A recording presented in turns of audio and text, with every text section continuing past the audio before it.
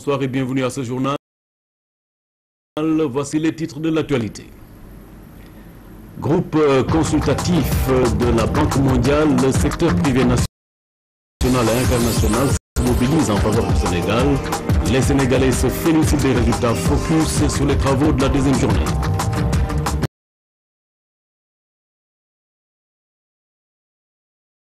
La rubrique au cœur de notre culture. Ce soir, nous nous intéressons au lep, une pratique traditionnelle lébou pour soigner la démence et la stérilité.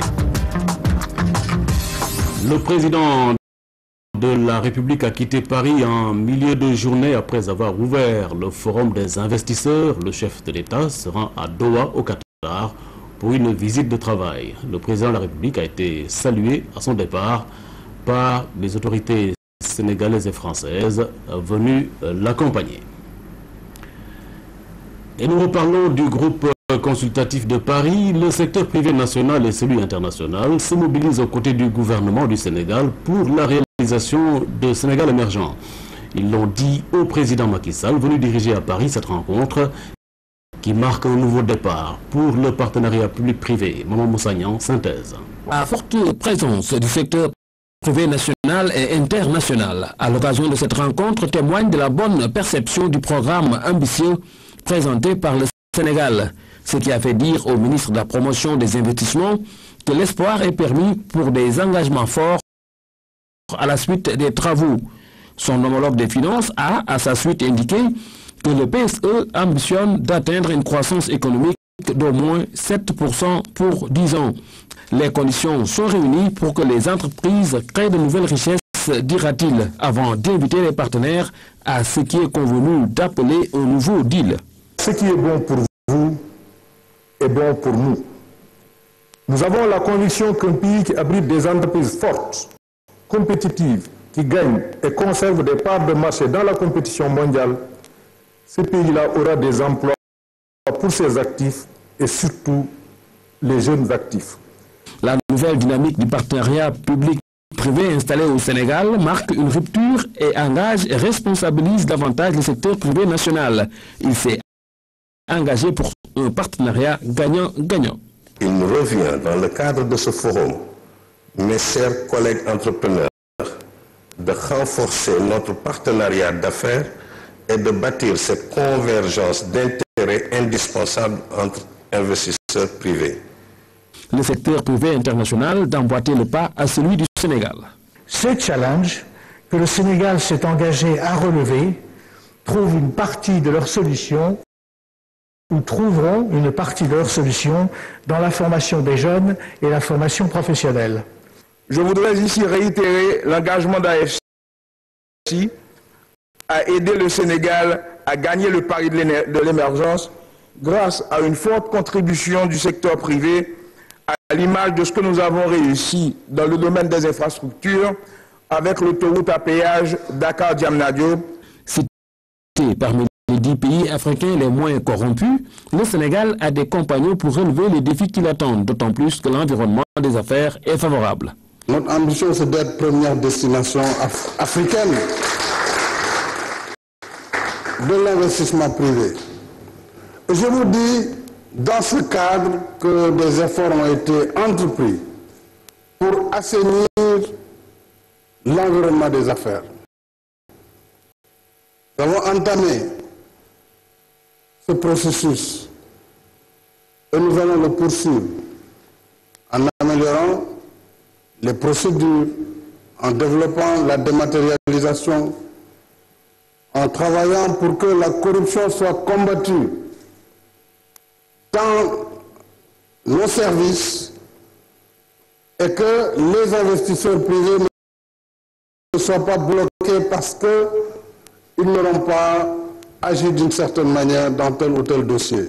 Après les partenaires techniques et financiers, il est attendu du secteur privé une bonne contribution du financement du PSE.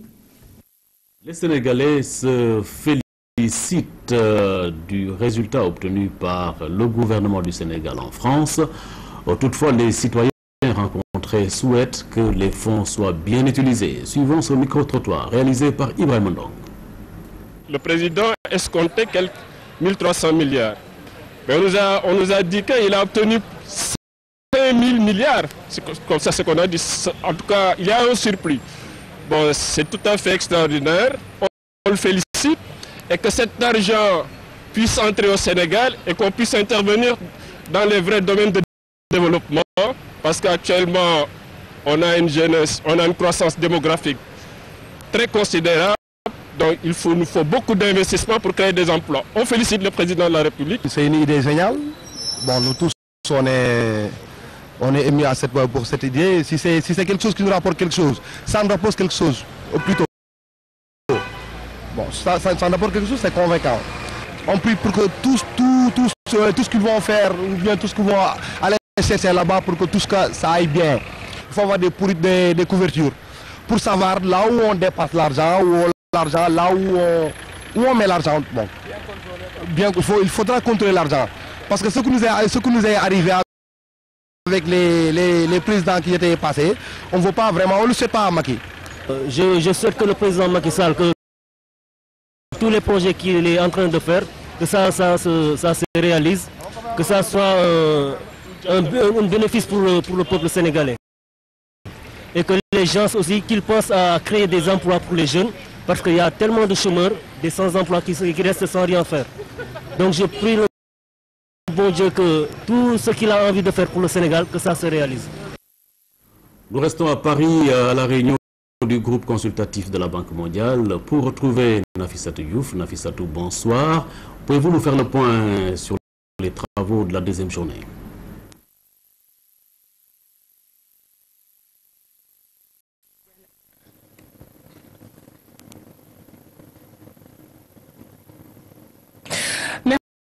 Merci beaucoup Tidiane. Alors les rideaux sont tombés sur le forum des investisseurs privés. Une première, il faut le dire, dans l'histoire du groupe consultatif. La rencontre évidemment a permis d'engranger des engagements fermes donc de partenariat avec le secteur privé national mais aussi international.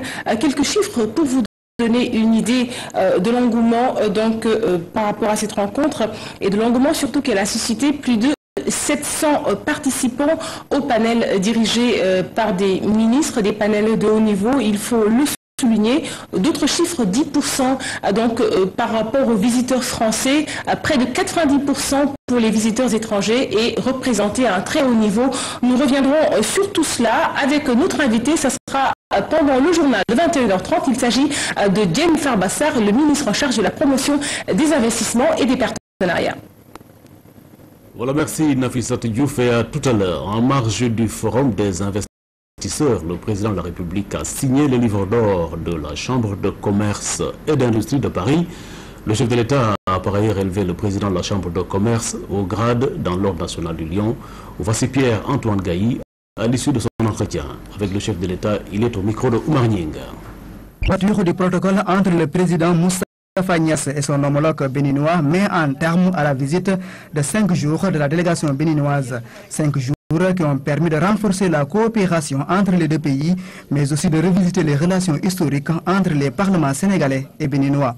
Le fait que nous soyons cheminés ensemble, du temps où nous appartenions à l'Afrique occidentale française, qui draine de vieux souvenirs, ce fait a certainement facilité cette accoutumance au dialogue et a permis à nos cadres formés dans ce moule de se connaître, de s'apprécier et d'avoir une facilité de compréhension devant certaines situations.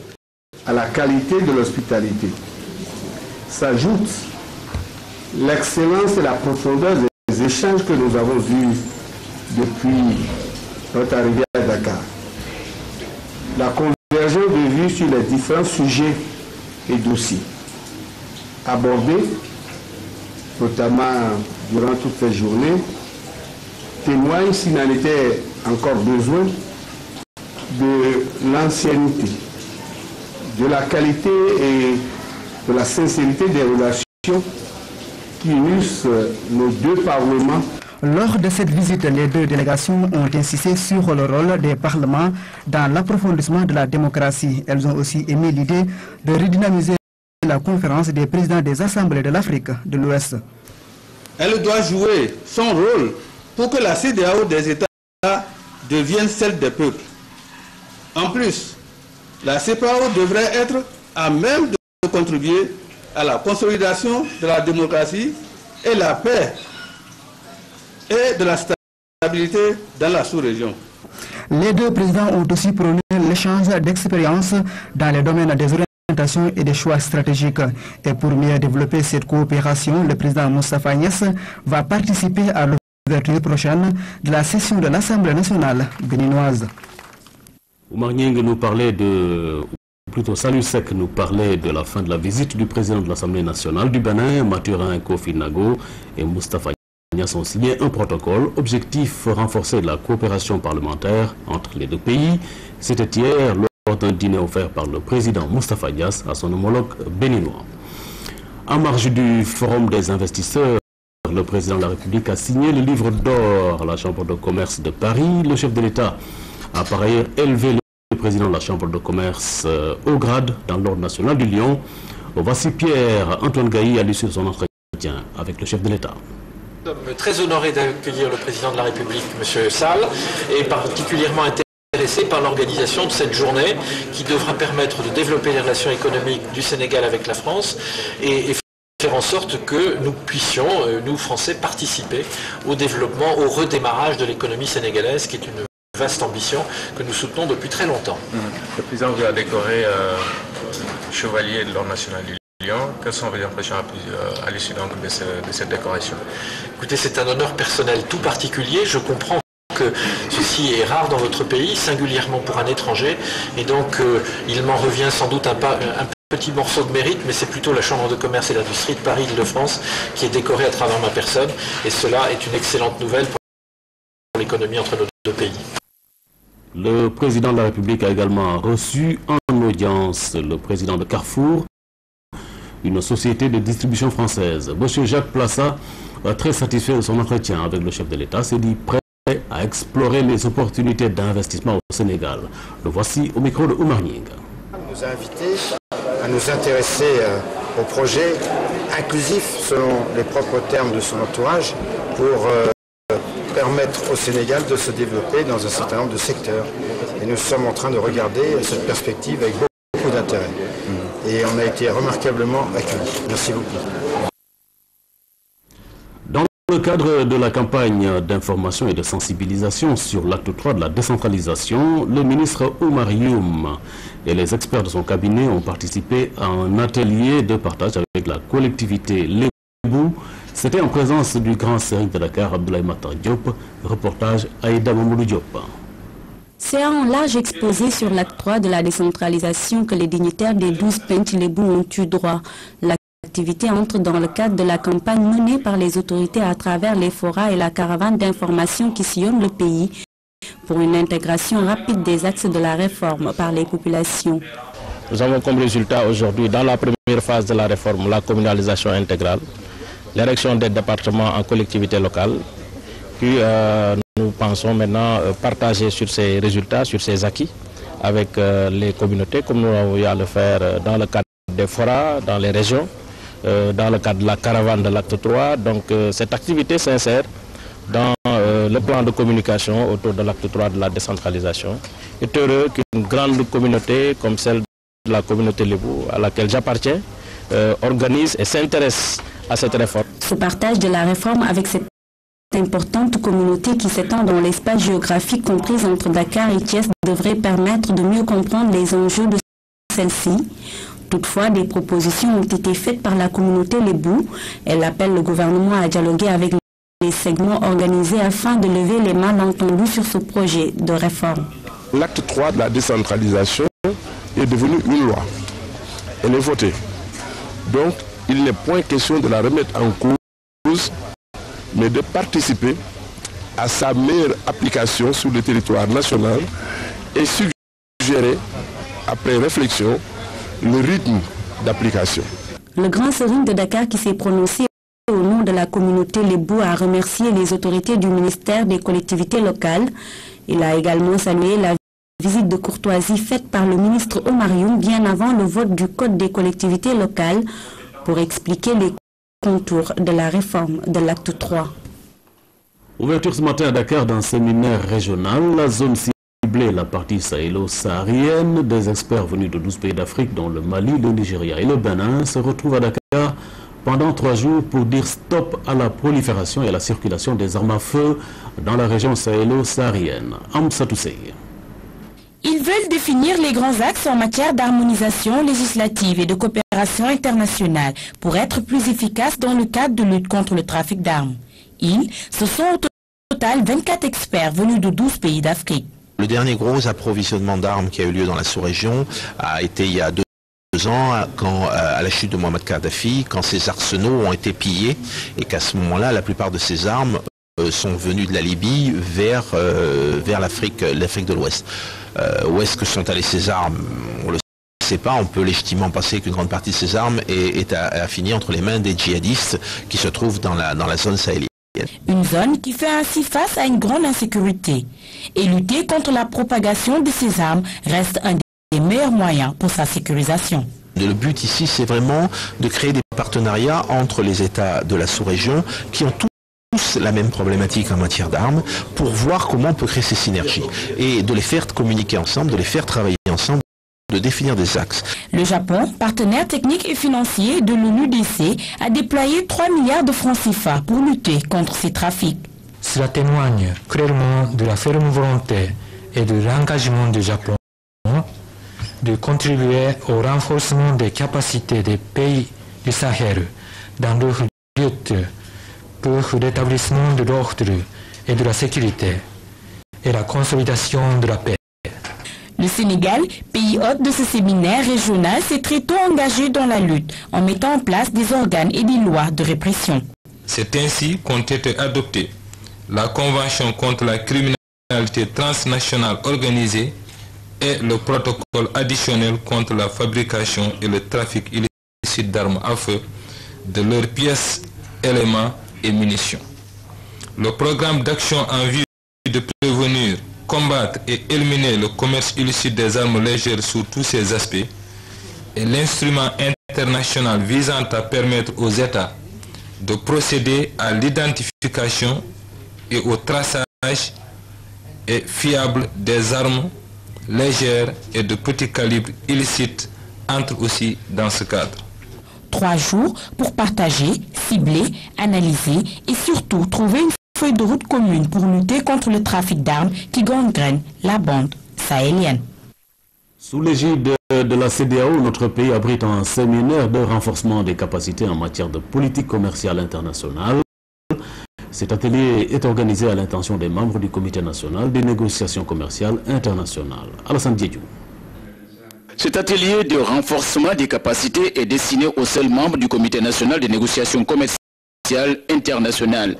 Cette rencontre intervient dans un contexte marqué par les derniers développements au niveau des politiques commerciales bilatérales avec l'Union européenne et l'évolution au niveau multilatéral avec les conclusions issues du sommet de l'OMC de Bali.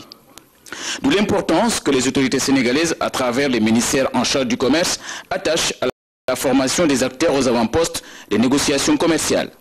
Des chantiers extrêmement importants en termes de négociations commerciales sont en train d'être mis en œuvre pour permettre donc d'avoir une meilleure visibilité, en tout cas un cadre juridique prévisible pour permettre à la région donc de dérouler sa politique commerciale à l'endroit, au bénéfice des États membres de la CEDEAO.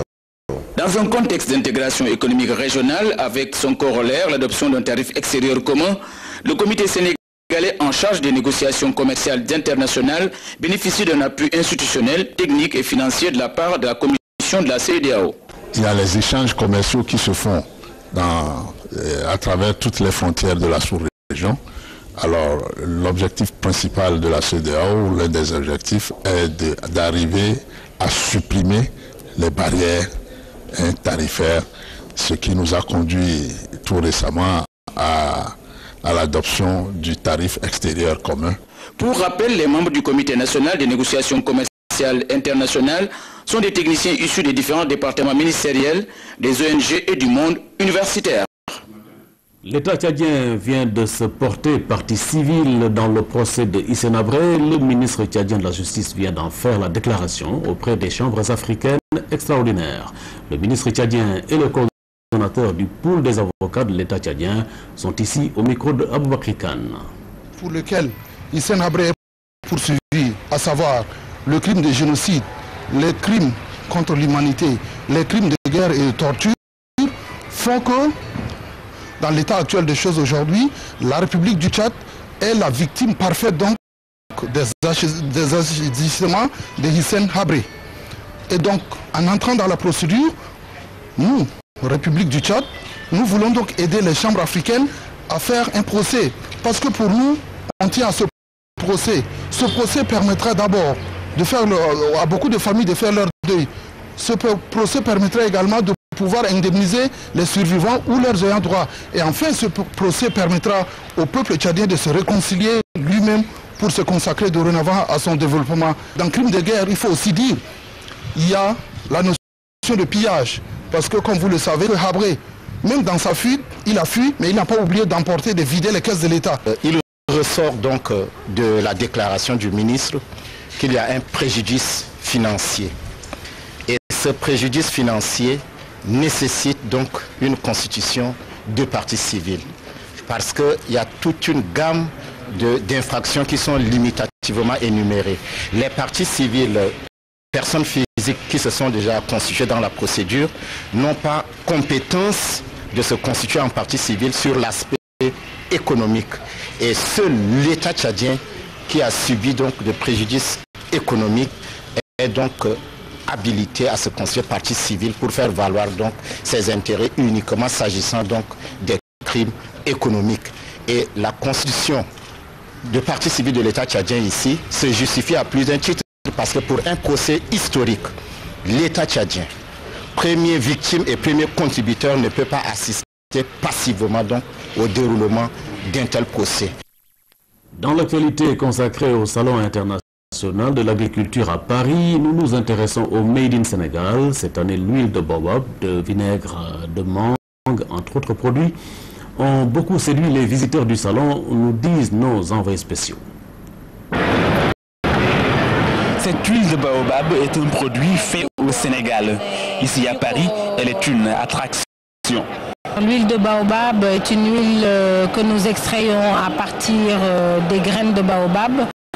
Nous faisons également la poudre de baobab que vous voyez là. L'huile est là. C'est une huile qui est précieuse. Nous travaillons avec les coopératives de femmes au niveau de la région de Kédougou depuis 2006. Nous l'extrayons et aujourd'hui nous le commercialisons un peu partout dans le monde, notamment au Japon et en Europe, aux États-Unis, au Canada. C'est une huile qui est très riche en vitamine E, qui fait que c'est très bon pour les vergetures, pour l'élasticité de la peau en général. Parmi les produits Made in Sénégal, il y a également le vinaigre de mangue.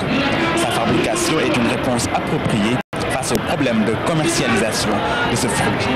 Le vinaigre de mangue qui est originaire de la Casamance, parce que vous savez que la Casamance est une région du sud au niveau du Sénégal qui a beaucoup de richesses, qui a beaucoup de mangues qui sont vraiment qui pourrissent même dans les vergers. Et pour mettre de la valeur ajoutée, il fallait vraiment appeler l'expertise de l'ITEA pour qu'ils puissent nous transférer la technologie au niveau de ces groupements de femmes qui disent non à la guerre, oui à la relance de l'économie de la Casamance. Ces produits sont très prisés par les Français qui n'hésitent pas à les acheter, mais il faudra aussi les vulgariser partout dans le monde.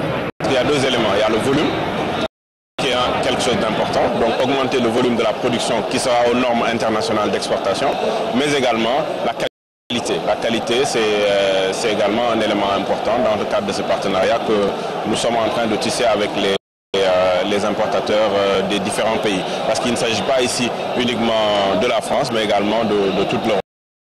L'exportation a commencé à bien se faire, aussi bien par la voie maritime, où je crois qu'aujourd'hui le Sénégal exporte pas moins de 60 000 tonnes de produits agricoles, surtout de la région de Saint-Louis et aussi des Niayes. Ici, à la porte de Versailles, il y a des produits du monde entier, mais ceux du Sénégal tirent leur épingle du jeu. Course hippique, la LONASE a remis officiellement le trophée qui porte son nom au comité national de gestion en charge de cette discipline. Un titre qui sera en compétition ce dimanche à l'hippodrome de Thiès. Les deux partenaires ont réaffirmé à cette occasion leur volonté d'œuvrer pour le développement de la race équine. Lamine Touré. Deux partenaires unis pour le développement des courses hippiques. En remettant officiellement le trophée du Grand Prix de la LONASE au CNG, la Société nationale de jeu témoigne ainsi son attachement à cette discipline sportive. C'est l'occasion pour nous justement, à chaque année, d'organiser cette cérémonie, non seulement pour nous faire voir, mais pour montrer également l'importance du cheval, pour encourager l'élevage du cheval au Sénégal. Cette année également, Inch'Allah, nous ferons tout pour que la fête soit belle, qu'elle l'a toujours été, mais qu'elle le soit encore davantage, grâce surtout au CNG des courses hippiques. Cette collaboration qualifiée de succès a permis en quelques années de placer la race équine au cœur des préoccupations des acteurs. L'organisation d'une compétition hippique dédiée à la Société nationale de jeu trouve ici toute sa pertinence.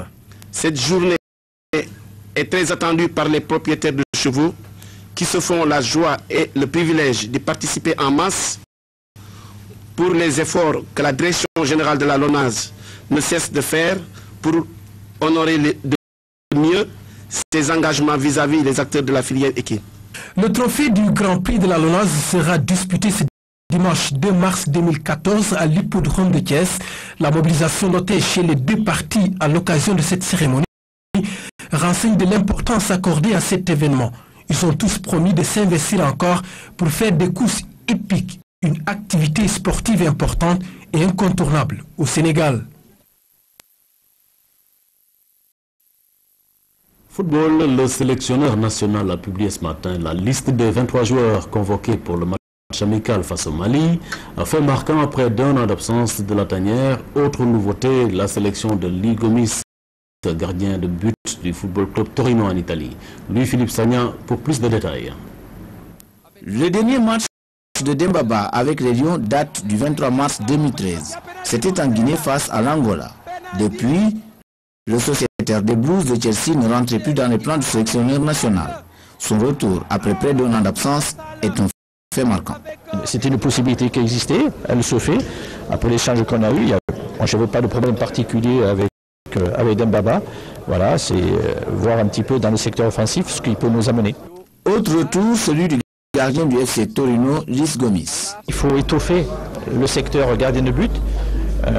Lys en fait partie. J'ai pu le constater à l'entraînement, rencontrer ses entraîneurs et vanter tous ses mérites.